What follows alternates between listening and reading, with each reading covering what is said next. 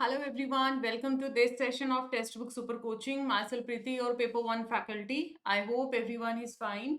So today we are going to discuss mock test solution जो कि आपका offline Noida में कंडक्ट हुआ था 9th of जून को 2024. So यहाँ पर पार्ट 1 आप लोगों को तुलिका मैम ने शेयर किया है जिसमें उन्होंने अपने यूनिट्स के क्वेश्चंस का डिस्कशन किया है. पार्ट 2 में आप लोगों को डिस्कस करने वाली हूँ आज के इस इंपॉर्टेंट सेशन के अंदर जिसमें आपका मैथमेटिकल पार्ट है या आईसीटी है, लॉजिकल रीजनिंग है. मींस 5 यूनिट्स मैम लेते हैं, 5 यूनिट्स मैं आपकी कवर करती हूँ. तो ऑब्वियसली यहाँ पर मेरे 5 यूनिट्स का सॉल्यूशंस मैं आप लोगों को प्रोवाइड करूंगी. So before starting the video just note down these are the timing of my free sessions 10 o'clock on YouTube and 11:30 on text book app. ये आपके जो मेरे डेज हैं बायलिंगुअल चैनल पे ट्यूसडे थर्सडे सैटरडे. अभी जो ये करंट में सेशन है ये बायलिंगुअल चैनल है.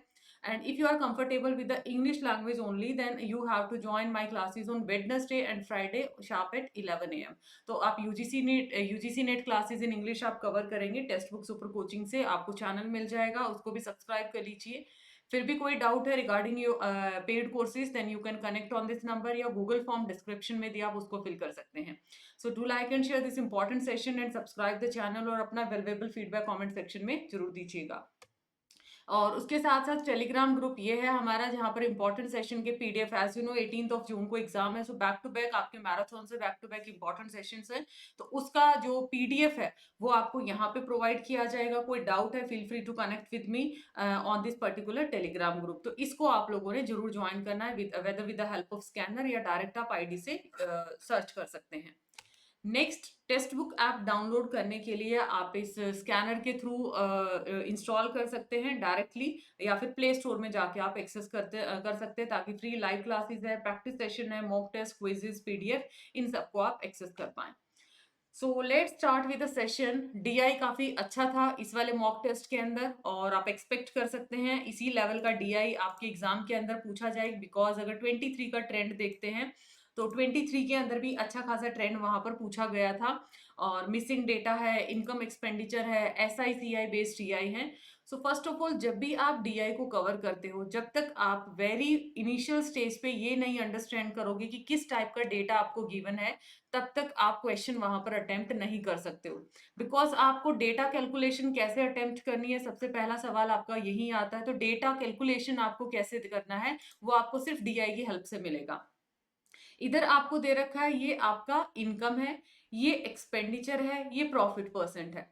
अगर आप मेरे रूटीन क्लासेस को फॉलो करते हो as you know very well आपका एक्सपेंडिचर अपने आप में क्या आता है 100% है. इनकम हमारे पास क्या आती है 100% प्लस प्रॉफिट परसेंट. प्रॉफिट या लॉस आपका कुछ भी हो सकता है. तो इनकम की बात करें लेट सपोज मैं 17 की बात करती हूँ तो 100 प्लस प्रॉफिट परसेंट कितना है 12%. तो क्या मैं यहाँ पर बोल सकती हूँ मेरा 112% की वैल्यू कितना है 103.824. बहुत कैलकुलेटिव सा डीआई है तो यहाँ पर आप लोगों को काफी टाइम कंज्यूम हो सकता है.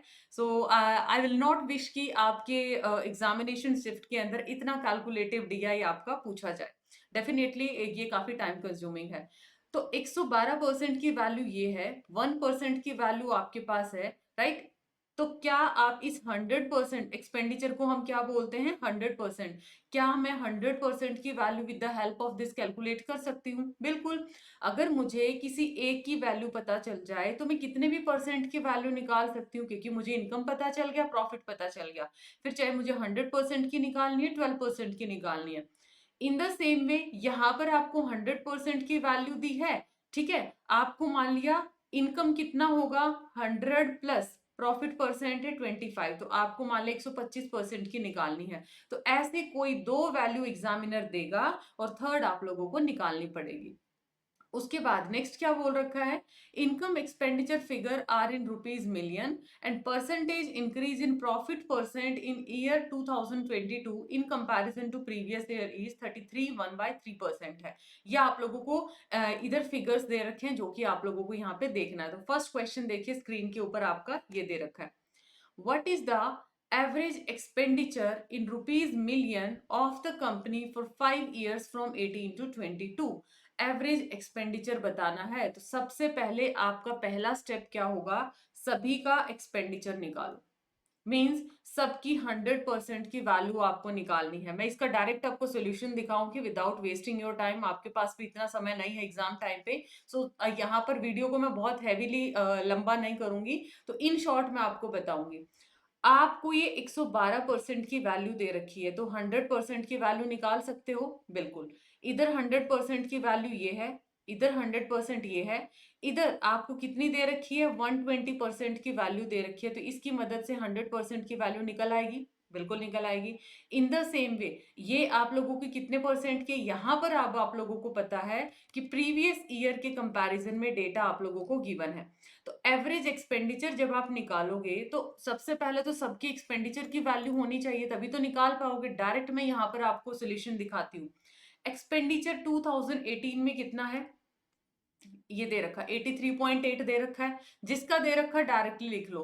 2020 के अंदर कितना दे रखा है आप लोगों को, यहाँ पर एक्सपेंडिचर निकालना है। एक्सपेंडिचर मतलब यहाँ पर 2020 में देखो, इधर डायरेक्टली आप 100% की वैल्यू निकालोगे, तो इस तरीके से आपका 21, 22 कब से कब तक है, 18 से 22 तक, 17 का नहीं लेके चलना। 17 का एग्जामिनर ने यहाँ पे नहीं बोला है, सिर्फ इतना डेटा यहाँ पर कैलकुलेशन के लिए बोला है। तो with the help of this आप सभी का क्या निकालोगे, इसका एक्सपेंडिचर आएगा दिस, दिस एंड दिस। अब आपको एवरेज निकालना है, चारों का टोटल किया 83.8, 84 प्लस 94.4 प्लस 1110 प्लस 95.093, कितनी नंबर हो गए, 18, 19, 20, 21, 22। वी हैव 5 ऑब्जर्वेशन, तो डिवाइड करोगे you will gate 93.44 answer. Doubt आए तो कमेंट सेक्शन में बता देना, अदरवाइज मैं पीडीएफ शेयर कर दूंगी ताकि ये कैलकुलेशन आप रेफर कर पाओ। क्वेश्चन नंबर 2 में देखो, what is the approximate profit percent of the company till 2020, कहां तक देखना है, 2020 तक, taking total expenditure and total income till the end of 2020 for all the years taken together. तो इसका आंसर क्या रहेगा, 17.67। ये भी थोड़ा कैलकुलेटिव है। अभी देखो, सबसे पहले तो 17 का एक्सपेंडिचर मतलब 17 की आपको 100% की वैल्यू निकालोगे तो 92.72 आ जाएगा। देखो मैंने आपको पैटर्न बता दिया था यहाँ पे कि ये आपको दे रखी 112% की वैल्यू, 1% की निकालो और फिर 100% की निकाल दो, तो ये आ जाएगा आप लोगों का डेटा। ठीक है, 2018 में इनकम आपकी अगर बात करें, ठीक है, इनकम की जो वैल्यू है वो आ जाएगी 104.75। 19 के अंदर प्रॉफिट की बात करते हैं तो ये डेटा आ जाएगा। ठीक है, in the same way next values को हमने क्या करना है, कैलकुलेशन करना है। टोटल इनकम 2020 तक आपकी ये आ जाएगी, टोटल एक्सपेंडिचर यही तो आप लोगों को बताना था। ठीक है, टोटल प्रॉफिट परसेंट क्या है भाई, टिल 2020 टोटल आपको इनकम पता होनी चाहिए। ठीक है, टोटल आपको एक्सपेंडिचर पता होना चाहिए, कब से लेके कब तक, 2017 से 2020 तक। आपको क्या निकालना है, 17 से 20 तक की इनकम निकालनी है, एक्सपेंडिचर निकालना है। तो इनकम में से एक्सपेंडिचर जाएगा और डिवाइड कर दोगे नीचे एक्सपेंडिचर से, मल्टीप्लाई 100 करोगे तो क्या आ जाएगा, आपका प्रॉफिट परसेंट आ जाएगा। आपको 17 से लेके 20 तक का क्या निकालना है, 2017 से 20 तक का प्रॉफिट परसेंट निकालना, करेक्ट है। Question number 3, expenditure in 2020। अब यहाँ पर देखो majority of the data first और क्वेश्चन में जितना कैलकुलेट करना था आप लोग कर चुके हो। एक्सपेंडिचर इन 2020 100% की वैल्यू अभी पिछले क्वेश्चन में आपने कैलकुलेट किया है। 2020 में एक्सपेंडिचर कितना है, 2020 में अगर हम एक्सपेंडिचर की बात करते हैं तो यह 94.4 मिलियन है। कितना है, 94.4 मिलियन है।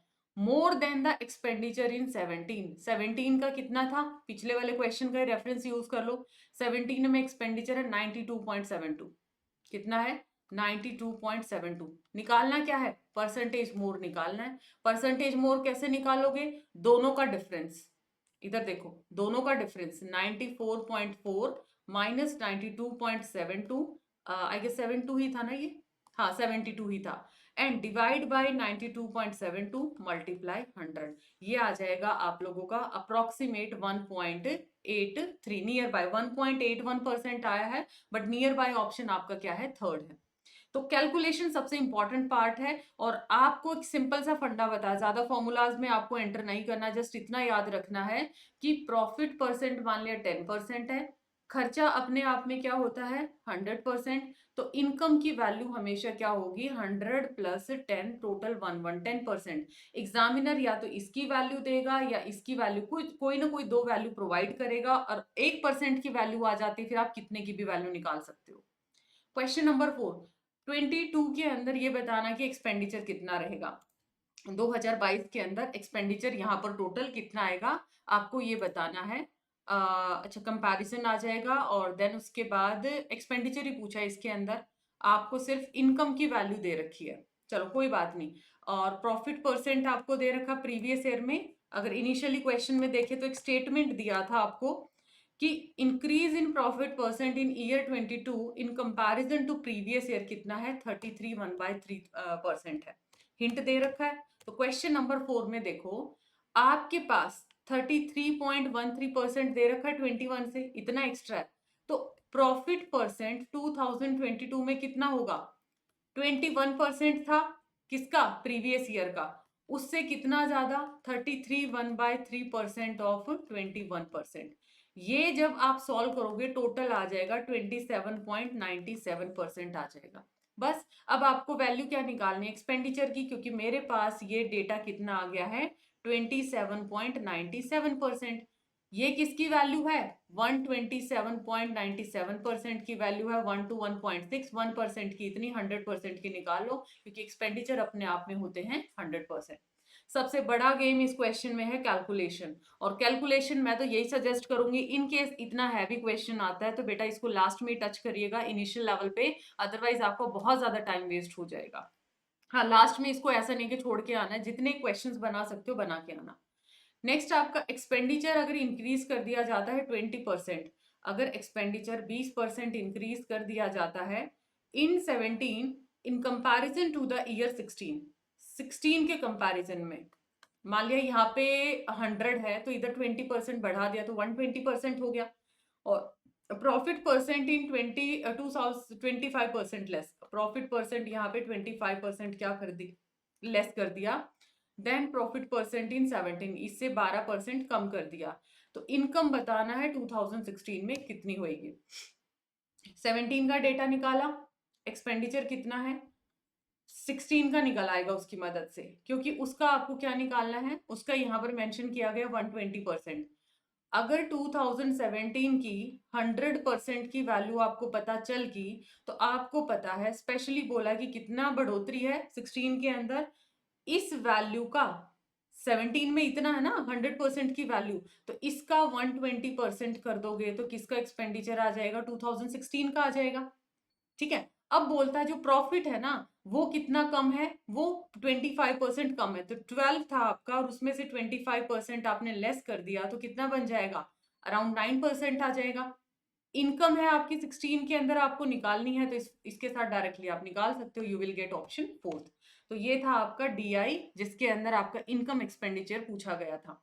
इंपॉर्टेंट अनाउंसमेंट, आपकी अभी तीनों दिन आप लोगों का क्या रहेगा, मेगा मैराथन रहेगा, जैसे कि आपका 14, 15, 16 काफी गेम चेंजर मैराथन है, जिसके अंदर आप लोगों का कंप्लीट पेपर रिवीजन आप लोगों का रहेगा। हम दोनों तुलिका मैम और मैं आप लोगों को अपने अपने यूनिट्स को रिवाइज कराएंगे। नेक्स्ट क्वेश्चन है, क्योंकि आई गेस मोस्टली जो क्वेश्चंस हैं जो रिमेनिंग यूनिट्स है वो तुलिका मैम ने आपके साथ शेयर किया है, तो मैं अपने यूनिट्स का ही पार्ट आप लोगों को यहाँ पे कवर कराऊंगी। आपको बोल रहा है अगर राज इन्वेस्ट करता है 14,000 at 10% per annum for 1 year with compound interest being compounded half yearly, तो आपसे पूछा amount received by him on maturity कितना रहेगा। तो ये थोड़ा सा कैलकुलेटिव ही क्वेश्चन रहेगा, इसमें आपको मैं हिंट बता देती हूँ, आंसर तो इसका जाएगा ऑप्शन नंबर 1। कैसे आप करोगे, आपको पता है अगर आपको हाफ ईयरली कंपाउंड इंटरेस्ट कैसे निकालोगे, P into 1 plus R by 100, ठीक है, P into 1 plus R by 100, और डायरेक्टली N माइनस में क्या आ जाएगा 1, ये आप कंपाउंड इंटरेस्ट निकाल पाओगे। आपको क्या दे रखा है हाफ ईयरली दे रखा है, तो टाइम को क्या करोगे मल्टीप्लाई कर दोगे, रेट को डिवाइड कर दोगे, टाइम आपके पास कितना आ जाएगा 1 मल्टीप्लाई 2 ईयर आ जाएगा। 10% अगर रेट ऑफ इंटरेस्ट है, इसको 2 से डिवाइड कर देंगे तो ये आ गया 5%। रीजन क्योंकि यहाँ पर आपको क्या दे रखा है हाफ ईयर दे रखा है, बस फॉर्मूले में पुट कर दीजिए, लास्ट में अमाउंट बताना है ना, और अमाउंट हम कैसे निकालते हैं, अमाउंट निकालते हैं compound interest plus principal. Compound interest का फॉर्मूला 14,000 इंटू, वैसे मैंने थोड़े टाइम पहले आप लोगों को एक ट्रिक भी शेयर किया था जिससे आप कंपाउंड इंटरेस्ट क्विकली निकाल भी सकते थे। 1 प्लस 5/100 टाइमिंग क्या है 2 माइनस 1। इस फॉर्मूले से वैल्यू निकालो कंपाउंड इंटरेस्ट की। कंपाउंड इंटरेस्ट की वैल्यू आ जाएगी आप लोगों की जो यहां से कैलकुलेट करोगे, प्लस प्रॉफिट सॉरी प्रिंसिपल आपका कितना आ जाएगा 14,000, then you will get 15,435। Shortcut भी आप लगा सकते हो, जैसे कि अगर मैं यहाँ पर बात करूं 10, इधर आपका ना 5% आया है, 5/100 20, 1/20 है, तो शॉर्टकट क्या था 20 से 21, फिर 20 से 21, ये आ गया आप लोगों का 400, ये आ गया आपका 441, आई गेस 441 ही आएगा ना 21 का स्क्वायर। ये प्रिंसिपल की वैल्यू है, मतलब 400 रेशियो की इसकी वैल्यू अगर 14,000 दे रखी है तो इसकी कितनी वैल्यू होगी। तो वो ट्रिक अगर जिसने पहले वीडियोस देखे आई एम श्योर उनको ये चीजें याद होंगी। अगला आता है क्वेश्चन नंबर 22। क्वेश्चन नंबर 22 में है रोज है क्रॉस की, A is 10th from the left and B is 9th from the right. यहाँ पर आप लोगों को लिखना पड़ेगा ए क्या है 10th है मान लिया लेफ्ट से, एंड बी जो है राइट से क्या है 9th है। ठीक है, ये डायरेक्शन बना लेना ताकि आप लोगों को पता चल जाए। देन बोला जाता है कि when they interchange their position how many crows are there in the row. अगर वो पोजीशन इंटरचेंज कर लेते हैं, एक लेफ्ट से दे दिया एक की राइट से दे दिया, तो टोटल कैसे निकालोगे। सबसे पहले तो left plus right minus 1, total कैसे लेफ्ट प्लस राइट, तो लेफ्ट प्लस राइट कैसा आ गया आप लोगों का 15th है, एक की पोजीशन लेफ्ट से इंटरचेंज करने के बाद 15 प्लस राइट से माइनस 1, तो यह आ गया 24 माइनस 1 23 आ गया, if I am not wrong 23 आ जाएगा, क्योंकि बी की पोजीशन लेफ्ट से जिसकी दो साइड से पोजीशन दे रखी है ना उसमें से -1 कर दो, सिंपल सा फंडा है, टोटल क्रोज आपके निकल आएंगे। तो दो बार पोजीशन किसकी रिपीट हुई है, बी की हुई है ना। बी की पोजीशन लेफ्ट से भी, बी की पोजीशन राइट से भी है, दोनों को प्लस करो और उसमें से -1 कर दो, you will get the answer. अगला क्वेश्चन देखिए। हाँ जी, ए और बी किसी काम को करते हैं 5 और 10 दिन में। ए और बी किसी काम को रिस्पेक्टिवली बोला है, तो अगर मैं इसका रेशियो देखती हूँ, एक दिन की यूनिट निकालो, सबसे पहला काम तो एक दिन की यूनिट निकालना है, तो 5 2 से 10, 2 5 से 10, इसकी एक दिन की यूनिट है 2 और इसकी एक दिन की यूनिट है 1। काम मुझे एक एक दिन का दोनों का पता चल चुका है कि कितना एक दिन में वो काम करते हैं। अब आपसे पूछा है they begin the work together but A left after some days and remaining work B 8 दिन में खत्म करता, तो बताओ A ने कितने दिन के बाद अपना काम छोड़ा है। तो अगर मैं अकॉर्डिंग टू क्वेश्चन की बात करूं, ठीक है, अकॉर्डिंग टू क्वेश्चन A और B की एफिशिएंसी कितनी है, A और B की काम की एक बार की एफिशिएंसी 3, 2 + 1 किया तो कितना आ जाएगा 3। कितने दिन के बाद छोड़ के जाता है मुझे नहीं पता, ठीक है। और अगर मैं सिर्फ अकेले बी की बात करती हूँ, बी कितने दिन काम करता है 8 दिन, और ये काम आप लोगों का कितने में, टोटल काम कितना है 10 काम है, टोटल कितना काम है ये 10 वर्क है। तो इसको आप सॉल्व करो, बी की वैल्यू कितनी आ जाएगी, बी की वैल्यू 1 है, बी की वैल्यू क्या 3 मल्टीप्लाई ये डेज है, बी की वैल्यू कितनी आ जाएगी 1, ये बी का है ये ए का, तो इसकी एफिशिएंसी इतनी है ना, मल्टीप्लाई 8 10, तो इधर 3D + 8 = 10, 3D = 10 - 8 आएगा 2, और डी की वैल्यू कितनी आ जाएगी 2/3 आना चाहिए। हाँ जी, करेक्ट है आपका ऑप्शन नंबर 4। नेक्स्ट अगर 3152 को ऐसे लिखा जाता है, 5476 को ऐसे लिखा जाता है, तो कोडिंग डिकोडिंग का ये क्वेश्चन आपसे पूछा गया है। इस सेशन को देखो लाइक शेयर जरूर करना है, और बिफोर एग्जाम इसको आपने जरूर चेक करना है। कोई डाउट आए तो आप टेलीग्राम पे भी पूछ सकते हैं। आपको बोला अगर 3152 को FBJD लिखा जाता है, F की पोजीशन 6 है ना, F की पोजीशन 3152 FBJD, इसकी पोजीशन 6 है, मल्टीप्लाई 2 इसकी पोजीशन 2 है, मल्टीप्लाई 2 इसकी पोजीशन 10, मल्टीप्लाई 2 इसकी position 4। I hope logic clear है। इनको मल्टीप्लाई 2 कर दो और उस पोजीशन पे जो लेटर आता है वो आपको लिख देना है, तो क्वेश्चन आएगा आपका answer 3rd। Next, Nikhil bot an old car for ₹1,25,000, 16,500 उसकी मेंटेनेंस पे लगाता है और 12% के प्रॉफिट के साथ उसको सेल कर देता है। तो बताइए उसने कितने रुपीज में इस कार को सेल किया है। नेट कॉस्ट देखो पहले कितनी है, टोटल खर्चा उसने कितना लगा दिया अपनी कार पे, 1,25,000 तो था, 1,65,000, ठीक है, मतलब कुछ मेंटेनेंस पे लगा दिया, कुछ उसने इतने में खरीदा था, तो टोटल कितना बन गया, 1,65,000, 0,05, 6,5,11, 1,41,500 आ गया। अब बोलता है इस पे 12% का प्रॉफिट भी ले जाता है, तो इसका 112% निकाल दो, 112% निकाल दो, यू विल गेट 158,480। एक बार कैलकुलेशन अपने लेवल पे क्रॉस चेक भी कर लेना, एक आध अगर कोई आंसर मार्किंग में बाय मिस्टेक हो जाता है, बट लॉजिक मैंने आप लोगों को बता दिया कैसा है, और कैलकुलेशन एक बार अपने लेवल पे देख लेना, कोई दिक्कत आए तो आप कमेंट सेक्शन में बता सकते हैं। नेक्स्ट है टाइप ऑफ हितवा भाषा इन द डिस्क्रिप्शन। साधारण फैलेसी, जब मिडिल टर्म क्या है, बहुत ज्यादा वाइड है। असाधारण, जब बहुत ज्यादा क्या है, नैरो है, इधर आपका वाइड है। अनुपसहारी, नॉन एक्सक्लूसिव, और सत्य प्रतिपक्षा, एक मिडल दूसरे मिडल को कॉन्ट्रडिक्ट करती है। नेक्स्ट फैलेसी बताना इग्नोरेटिव इलैंची में क्या आता है। सो इग्नोरेटिव इलैंची की अगर मैं बात करें, इग्नोरेटिव इलैंची में जहां पर डाइवर्जन की बात आती है, ठीक है, डाइवर्ट करते हो आप किसी एक पर्टिकुलर पोजीशन से, you should not watch that movie, आपको ये मूवी नहीं देखनी चाहिए, मतलब इस जगह से आप दूसरी जगह पर क्या करते हो, डाइवर्ट करते हो, क्योंकि ये कुछ पीपल्स के लिए क्या हो सकती है, ऑफेंसिव। तो आंसर आ जाएगा ऑप्शन नंबर 4। नेक्स्ट, अनुमान has been accepted as independent source of valid knowledge. तो कौन सा अनुमान ने किस स्कूल द्वारा अनुमान को एक इंडिपेंडेंट सोर्स के तौर पे माना गया है? बुद्धिस्ट, न्याय, चार्वक, मीमांसा और अद्वैत, कौन से स्कूल ने इसको कंसीडर किया गया है? तो इंडियन लॉजिक काफी इंपॉर्टेंट पार्ट आ जाता है। इंडिपेंडेंट सोर्स की बात किया तो ऑप्शन एलिमिनेशन आप कर सकते हो।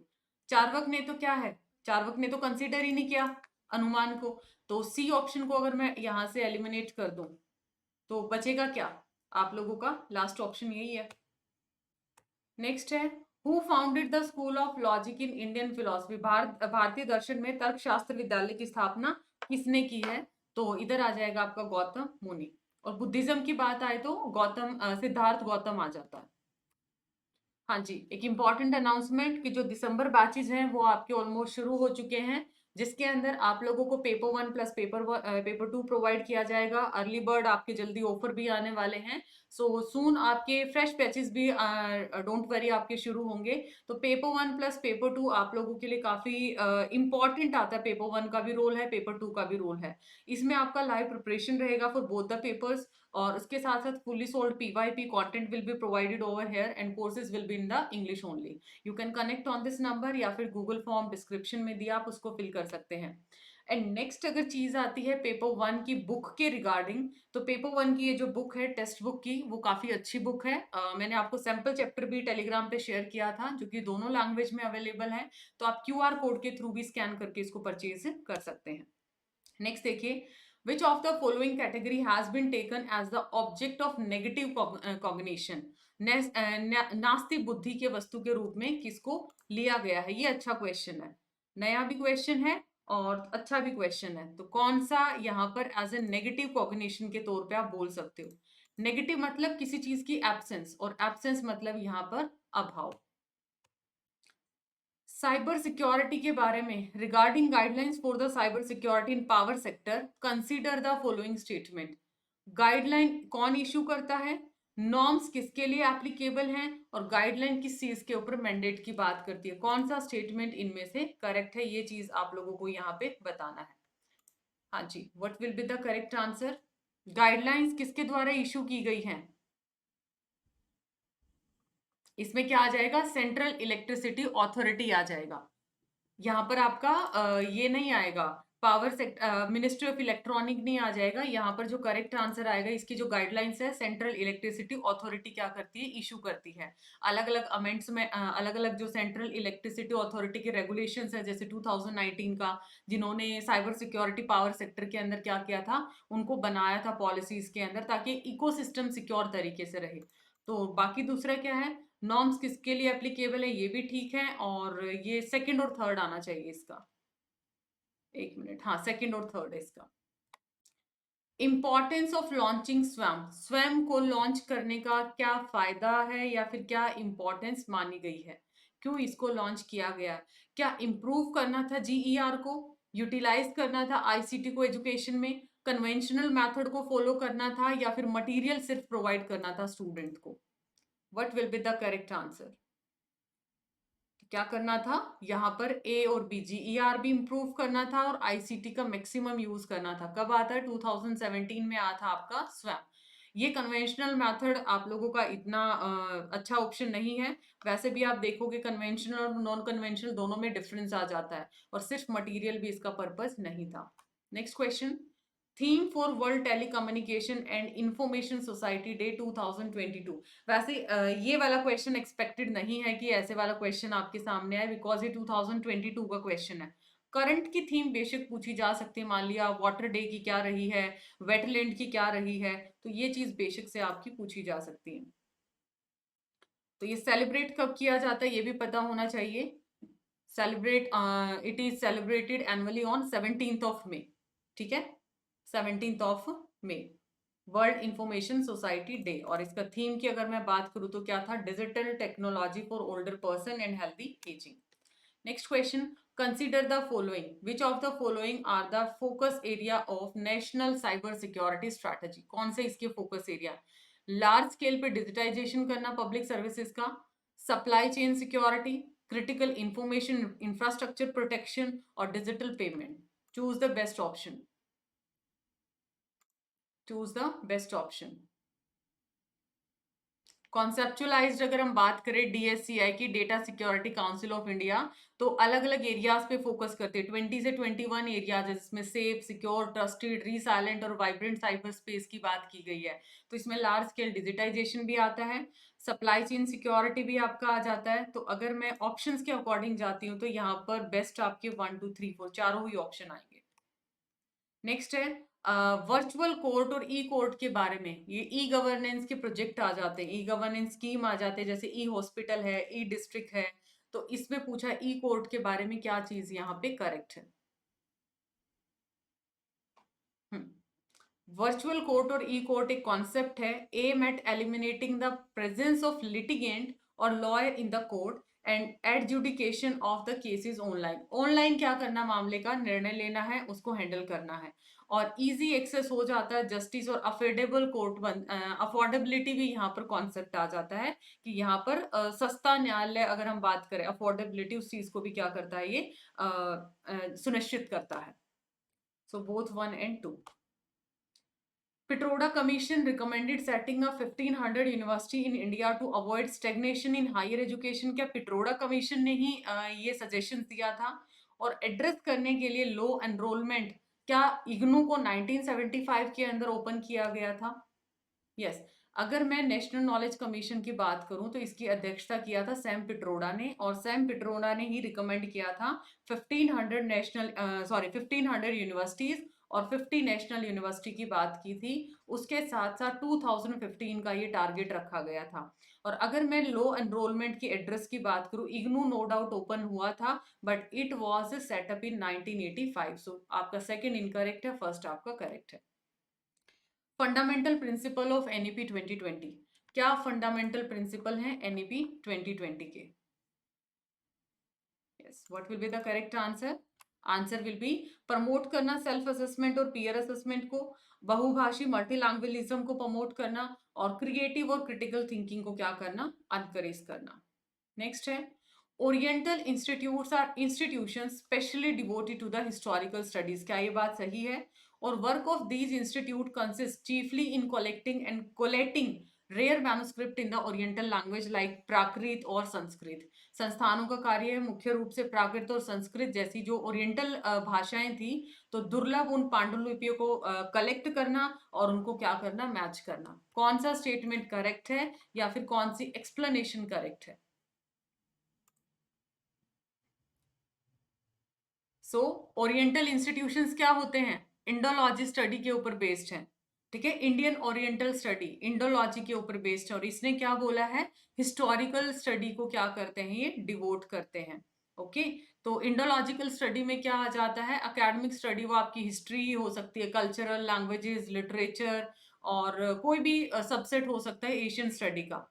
और सिर्फ अगर हिस्टोरिकल रिसर्च की बात करते हो, वो तो सिर्फ पास्ट फैक्ट को ही क्या करेगी, कॉजेज एंड इवेंट को एक्सप्लेन करेगी। तो सिर्फ हिस्टोरिकल स्टडी से ये क्या हो जाता, बाउंड, और बाउंड अगर हो जाता है इट मीन्स ये स्टेटमेंट बन जाती है इनकरेक्ट, ए फॉल्स है। वर्क इसका बता दिए, इनका क्या आ जाता है, ये आपका करेक्ट है।